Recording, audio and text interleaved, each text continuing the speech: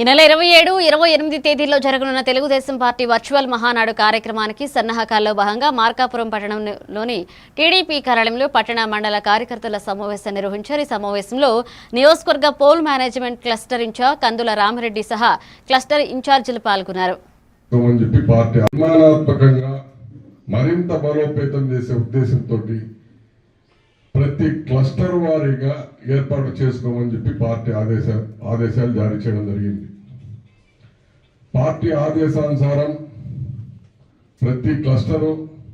వాళ్ళ పరిధిలోని బూత్ స్థాయి యూనిట్ స్థాయి మొత్తాన్ని సమీకరించి తెలుగుదేశం పార్టీ సైనికులను మొత్తం ఒక చోటికి చేర్చి దీంట్లో ప్రధాన భూమికగా మహిళలు స్త్రీ శక్తిని కూడా మేల్కొల్పి దీంట్లో పార్టిసిపేట్ చేసే విధంగా ప్రోగ్రాం రూపకల్పన చేయడం, అందరూ ఈ 2 దినాలు ఒక ఇది చేసుకుంటూ ఆ గ్రామాల్లో కానీ ఆ వార్డులలో కానీ ఆ బూత్ లెవెల్లో ఎవరైతే మన 44 సంవత్సరాలుగా తెలుగుదేశం పార్టీ జెండాను భుజానెత్తుకొని మోస్తున్నారో ప్రతి కార్యకర్తని ఈ మహానాడికి ప్రత్యేకంగా ఆహ్వానించి స్త్రీశక్తిని కూడా ఆహ్వానించి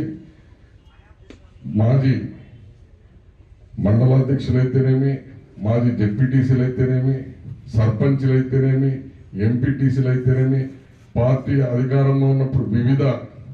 పదవులను అలంకరించినటువంటి 50 మంది తెలుగుదేశం పార్టీ కార్యకర్తల్ని ఈ మహానాడు కార్యక్రమానికి సమాయత్తపరిచే విధంగా పాల్గొనే విధంగా మీరందరూ ఈ రోజు నుంచే రేపు 27, 28 జరిగినటువంటి మన పార్టీ మహానాడు కార్యక్రమానికి